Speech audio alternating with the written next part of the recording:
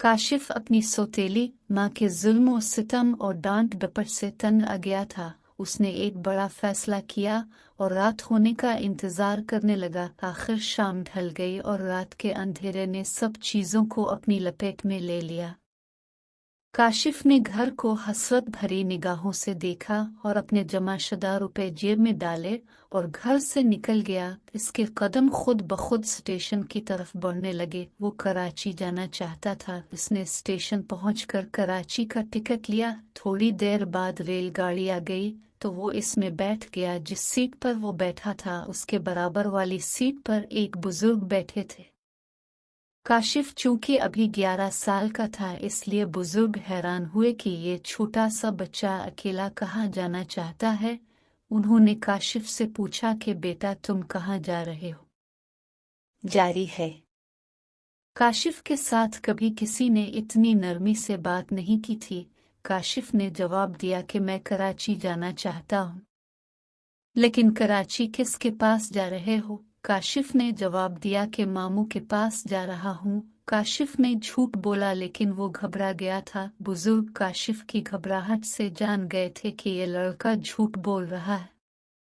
वो बोले बेटा तो मुझे अपनी परेशानी बताओ, शायद मैं तुम्हारी कोई मदद कर सकूं। ये सुनते ही काशिफ का दिल न जाने क्यों सब कुछ बताने को चाहा और उसने सब कुछ शुरू से आखिर तक बता दिया। काशिफ की बात खत्म होने पर बुजुर्ग बोले कि लेकिन बेटा तुम्हें ऐसा नहीं करना चाहिए था। तुम मेरी बात मानो और अगले स्टेशन पर आकर जाओ और किसी दूसरी रेलगाड़ी से वापस लाहौर चले जाओ।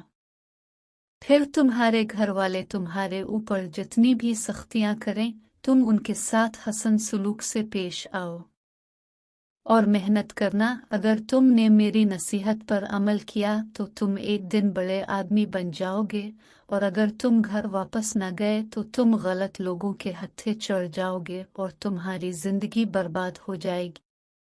काशिफ ने बुजुर्ग की बातें गौर से सुने और फिर घर जाने का फैसला कर लिया। अगले स्टेशन पर वो उतर गया और लाहौर वापस अपने घर पहुंच गया। इसने अपने घर में कदम रखा तो उसे एक खुशी सी महसूस हुई और फिर वो अपने कमरे में आकर सो गया।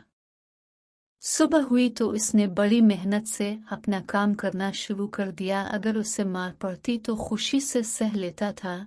वो एक मामूली स्कूल में पढ़ता और स्कूल से आकर अखबार और रिसाले फरोख्त करता। इस तरह पढ़ते पढ़ते इसने डॉक्टरी का इम्तिहान पास कर लिया और डॉक्टर बन गया। बुजुर्ग की बात सच साबित हो चुकी थी। वो एक बड़ा आदमी बन चुका था। अब हर कोई इसकी इज्जत करता था।